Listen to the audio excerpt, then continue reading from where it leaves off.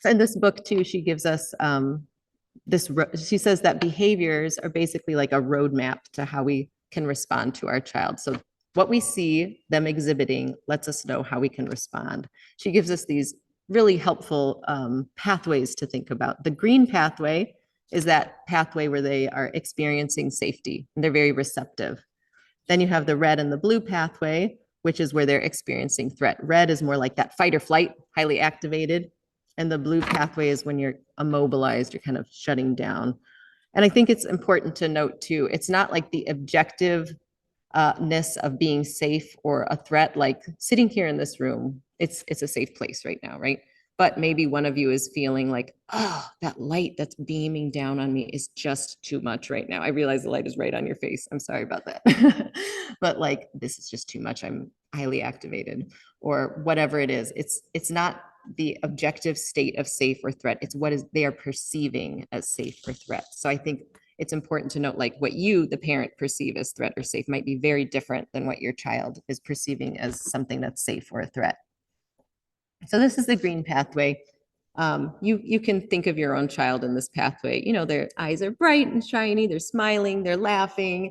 They're relaxed. They can talk in different tone changes that are and move at appropriate levels for what you're doing. They can take in information. They're alert. So you know what your child looks like when they're in the green pathway like this.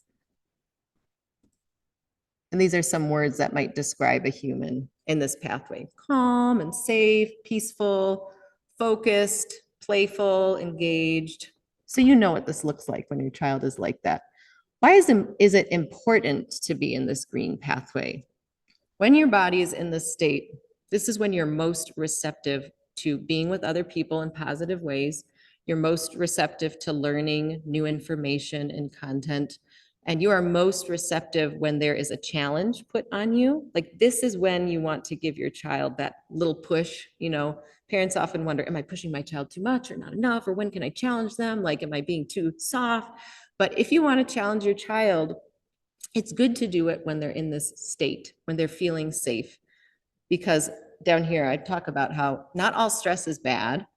Stress that's predictable and moderate and controlled is what actually leads to resilience and growth.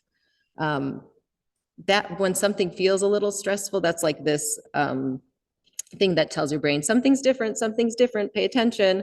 And that's how learning will happen. And they can have challenges in the state without like totally melting down or without shutting down or getting frustrated. So you can see how your child responds. Like, you know, today I'm thinking of my daughter last year. She had a really hard time walking into school by herself because it was brand new, this huge school. She was a first year. And so like, I was really annoyed because like, I just want to drop her off and I go walk in, but I was like, oh, is that a little scary? You know, okay, how about I park and I walk in with you?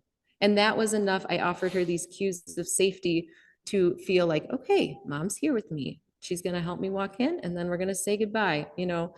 And I knew she was too vulnerable to have me just push her out the door and say, go, you know? I gave that little bit of scaffolding to her to like offer these cues of safety. And with, you know, practice and reps, eventually, like I did that. I thought it would be like a week or two. I did it all year long.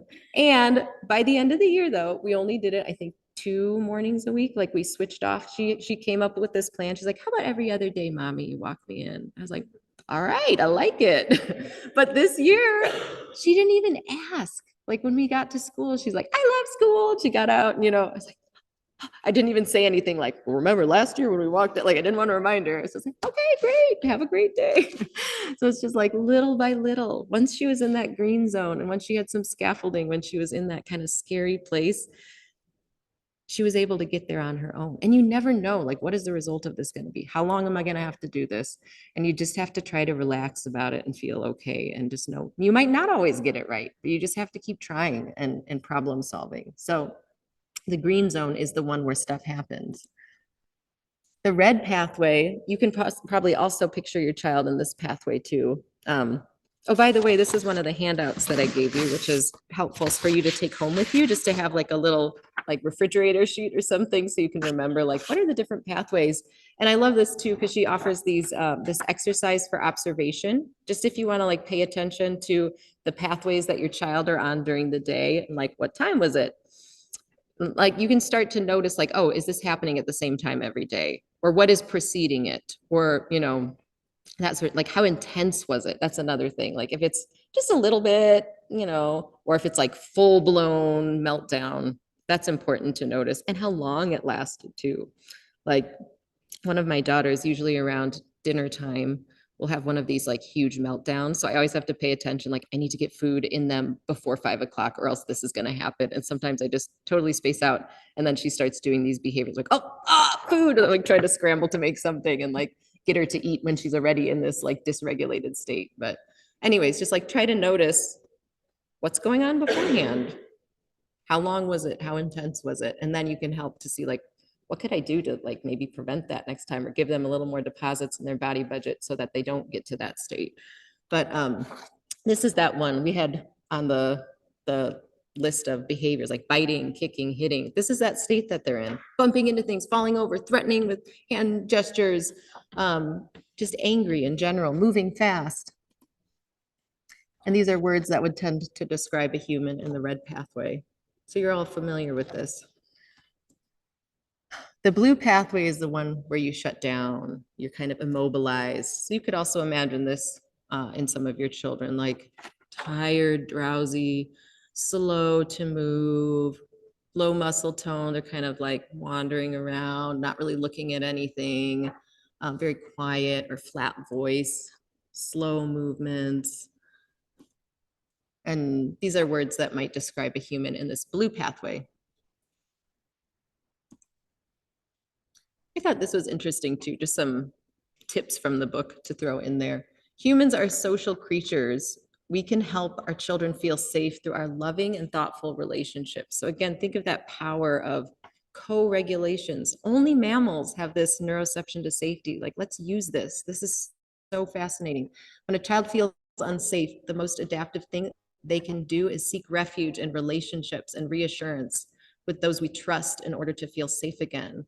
So when that child is feeling unsafe, whether they say it with their words or with their behaviors, think about how you, instead of sending them away until they're back into a calm state, how can you be with them or give them something in the environment or something that can help them to self-calm? That's what's going to help them regulate. This is interesting too. Control-seeking behaviors often indicate a child's basic sense of felt safety has been challenged. When children feel out of control, they often seek to control simple parts of their life that they can control. So like some children with eating, for example, like no one can force food down your child's throat and into their stomach. That is one thing that they have total control over. Going to the bathroom. No one can force someone to go to the bathroom. Like, you can force someone to sit on a toilet, but you cannot force that person to go to the bathroom. So if you're having struggles with some of these things, think like, gosh, they are probably feeling a lack of control in a lot of things in their life. What are some little ways I could like give them choices, even in regards to things like going to the bathroom or eating? Like, oh, would you like to eat? I was going to give two choices that maybe they wouldn't like. Do you like to eat this green broccoli or this white bread? No, I'm just saying, like, giving them a little more control, like giving them some options that they would likely choose and some things that maybe you would choose. Also, there's a great, the Ellen Satter Institute does a lot of information about intuitive eating and things like that. So if you're interested in like, gosh, how do I do food with my family in a way that's respective to their body, but will also get them to like eat things that are good for them? That's helpful. There's another social media person that does this thing called Kids Eat in Color. I don't know if anyone's familiar with that, but they give a lot of great information about food and children. So that's a good one. Humans thrive on predictability to feel safe. So creating routines with cues of safety from a loving adult can help the platform become more stable, helping the child to be ready to take on new challenges. That's kind of like the walking my child in. Like, we came up with that plan together, and then eventually she was able to do it on her own.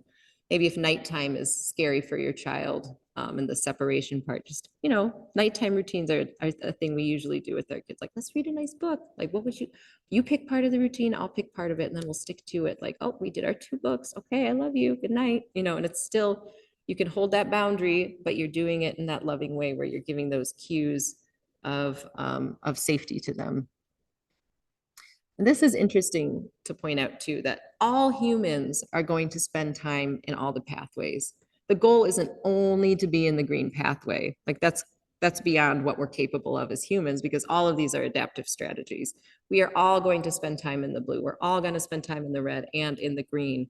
But it's good to note that spending too much time in the red or the blue is really costly to our body budgets and makes our platform very vulnerable because it's so much stress. So even on this sheet here, I put down here at the bottom, the general guidelines she gives is like, infants, they tend to spend more time in the red and more time asleep because they depend on you totally to be regulated. So you just have to expect that. It's like they're gonna cry, they're gonna be sad.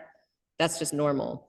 Toddlers, they are all over the map developmentally. So you're gonna have reds and blues and greens and reds and blues, and that's just normal. Sorry, parents, it's normal. Children 5+, this is like their brain has developed a little more. They've had more experience with life. During waking hours, about 30% of time max should be in the red or blue or blends of these defensive states. And they're still doing research about this today. But I thought it was nice, just like, what is normal, you know? And if your child seems to be experiencing more than that, that might be a time to like go find some support outside of your immediate family. This is cool to think about too, the blended pathways, like blue and green pathway blend, that could be something like meditation or prayer, which is like this idea of stillness without fear. So we can be in like these kind of blended pathways. The green and the red pathway is like play, like see this little puppy pile of these kids here, like they're running around and they're active and sometimes they're even like pushing each other. But what are their faces doing? They're happy, they're smiling. So like sometimes these blends are fine, they're okay. It's a lot of energy, but it's in a good way. Red and blue pathway blend. This is something that is often hard to detect because it just looks like a child is sad or tired or something. And on the outside, they look pretty calm, but on the inside, they are just like churning. They are churning. So especially like in a classroom, it's hard to detect these children because you always notice the ones that do the behaviors that cause the social problems, right? This doesn't really cause social problems, so it's harder to detect. So just being aware, like if you see a child that's very still or, you know, check in with them, do some co-regulation, do some connection time because they might need it even more than that other child who's acting out. You just don't know. So that's nice to kind of know about that. Okay. So these are, again, we kind of talked about this. Why shouldn't we spend too much time in the red or the blue? When you're in this shutdown or immobilized pathway, you can't really learn new things. Like you are just focused on survival at that point. There's a lot of disconnection with other people. You feel isolated or lonely. You're not really willing to take risks at this time or tolerate frustration. Like if you're trying to ask your child who's screaming on the floor to go put those toys away now, they are not going to have the capacity because they just are not in that state. Like I heard from Tina Payne Bryson, who is a psychologist or neuroscientist. She said there's even something that actually physically happens in the ear when you're like in this red state where it like makes it harder to hear. So it's like blocking out outside noises. It's like, that's interesting. That's why my child can't even understand anything I'm saying because they're in this crazy state. So if you want your child to clean up those toys in the playroom, first help to regulate them, get them to that state, maybe scaffold a little, you know, this looks really hard for you right now. Should we do it later? Do you want to do it later after bath? Or do you want me to help you a little bit? Or should we play a game with it? You know, so just getting them back to the state of calm, coming up with a plan, moving on, and just knowing sometimes you're going to have to help. And that is okay. It is okay if you help. They do not have to do it by themselves. So this is this new lens that she gives us. So instead of seeing a child's behaviors as like good or bad, or like, how do I manage those behaviors to get them to do what's good? We see these behaviors more as like, oh, this is a clue. They are in the red pathway right now, or in the blue, or kind of mixed, not too intense.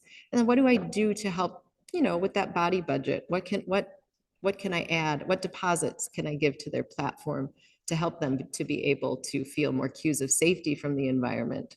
And just thinking about that neuroception and that those feedback loops, like you got your brain, your main job is survive. The main job of the brain is survival. And then our behaviors are also influenced by this interoception and these other sensory systems. So parents can observe their child, try to learn more about their individual needs, and get to know their stress triggers, like what could we help change before that to maybe help them. And when you see that they're in the red or the blue, like what can I do? How can I support them to get back to that green pathway? So this is just this new lens that she offers us. I love this quote from Brene Brown that she has in the book also. It's, we are hardwired to connect with others. It gives us purpose and meaning to our lives. And without it, there is suffering.